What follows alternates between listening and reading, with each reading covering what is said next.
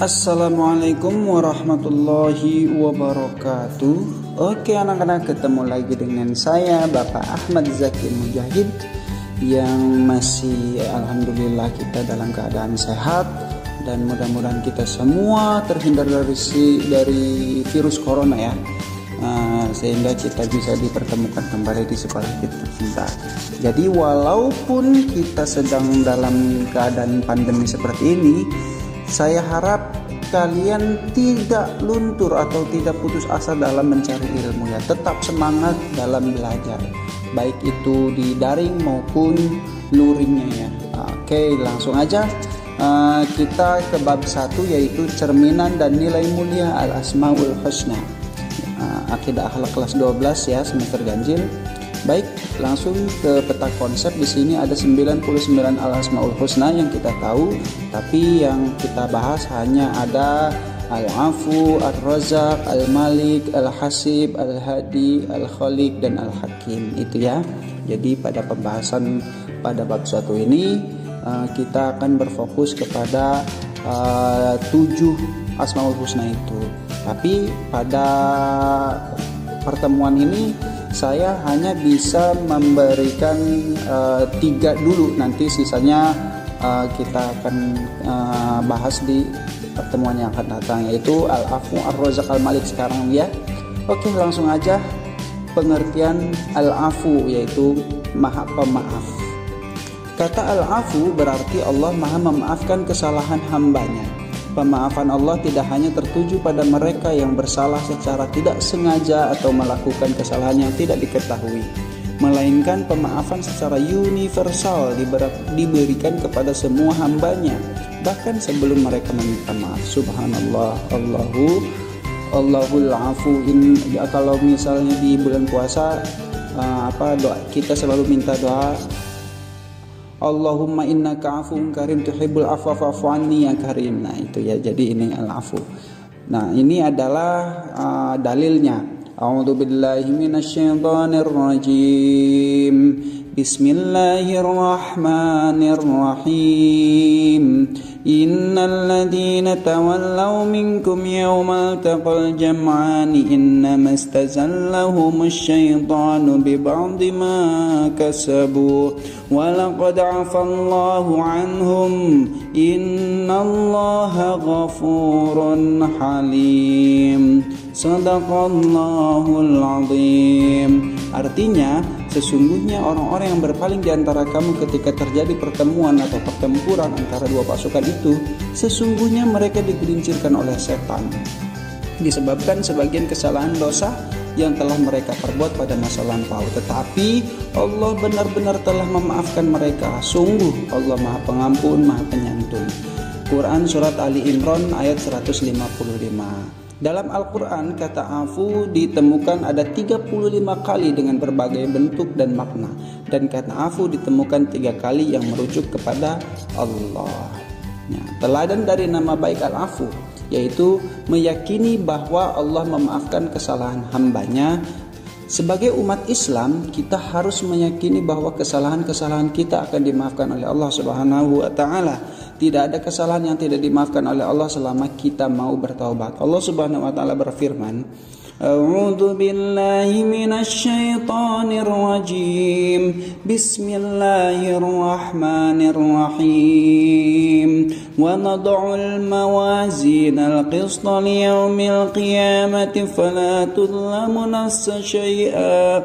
Wa in kana mithqala habbatin min khardalin ataina biha wa kafa bina hasibin.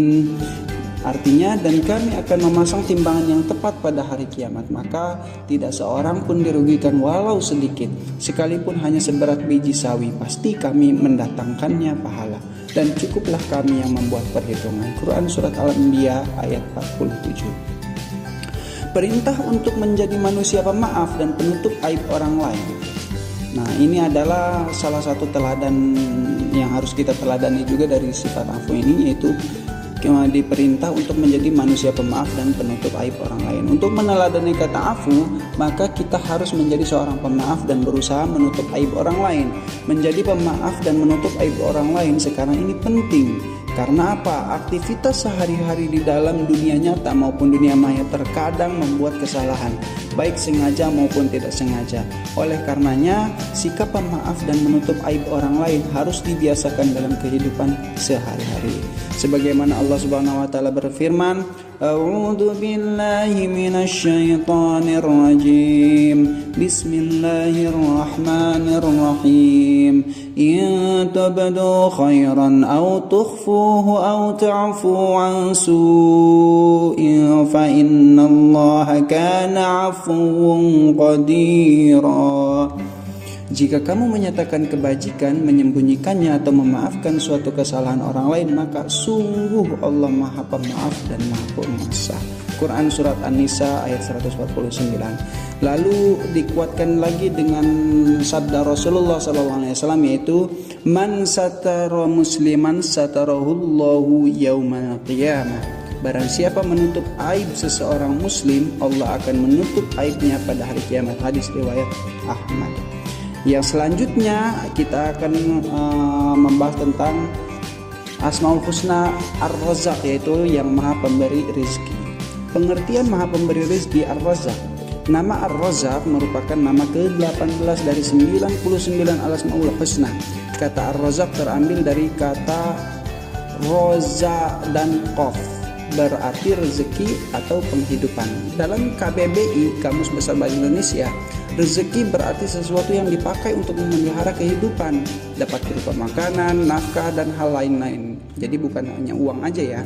Lalu Imam Ghazali menjelaskan kata Ar-Razzaq adalah dia yang menciptakan rezeki dan menciptakan yang memberi rezeki, serta dia pula yang mengantarnya kepada mereka dan menciptakan sebab-sebab sehingga mereka dapat menikmatinya.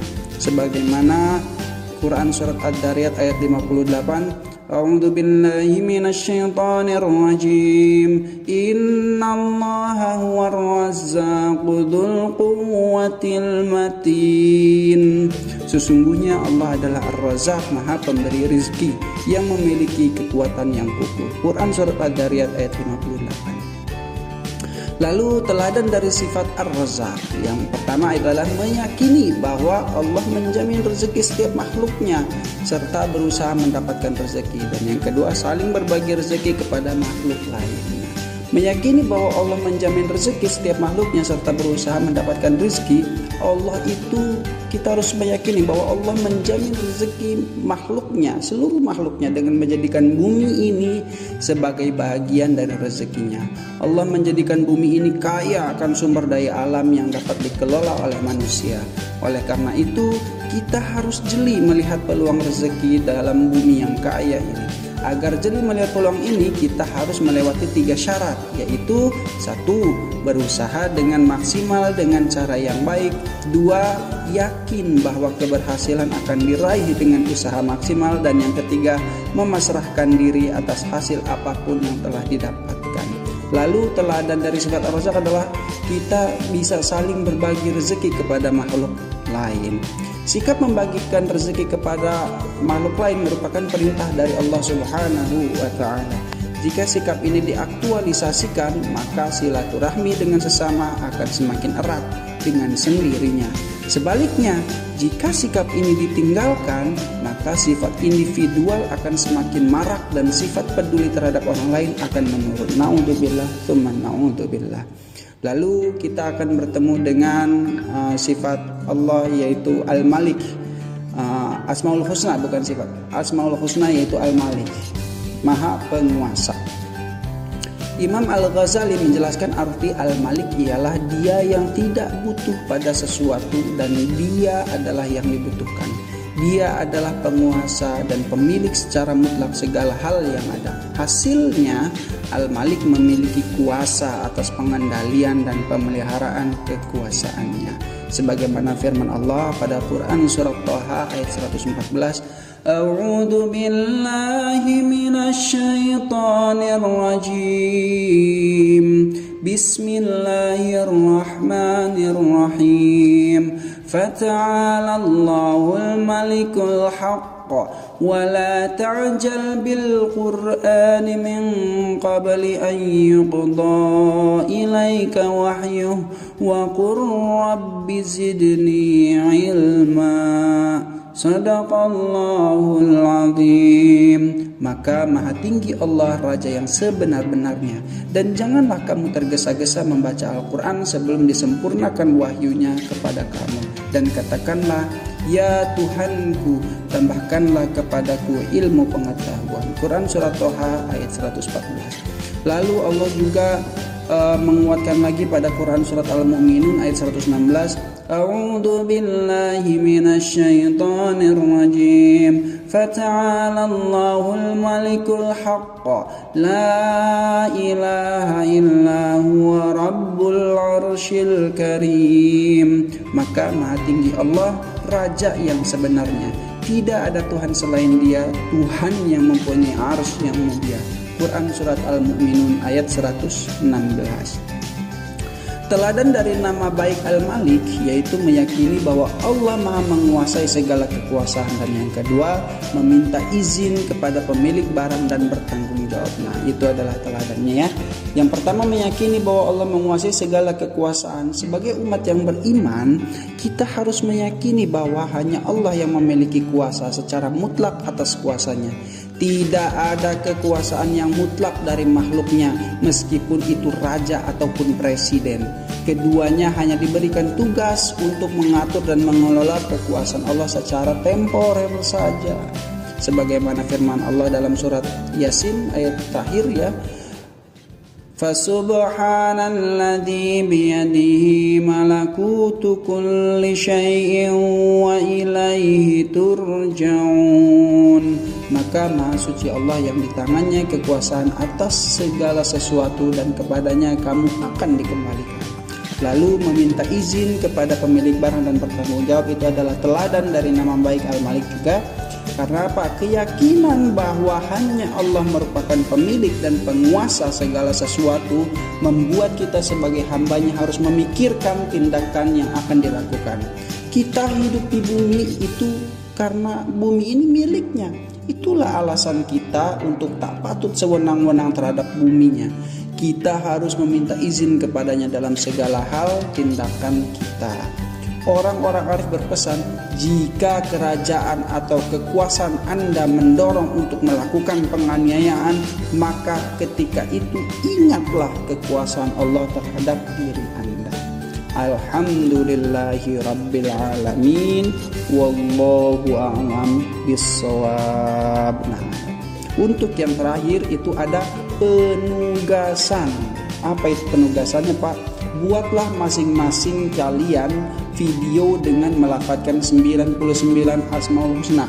Mau dilafadzkan, mau dilakukan, mau pakai apalah ya. Pokoknya upload ke YouTube, lalu share link YouTube kalian di kolom komentar ini dengan format nama, nomor absen, kelas, lalu link YouTube-nya. Oke? Jika video yang dibuat menarik dan bagus, maka akan saya beri nilai 100. Mantap. Good luck dan mainin aja. Wallahu a'lam bishawab. Assalamualaikum warahmatullahi wabarakatuh.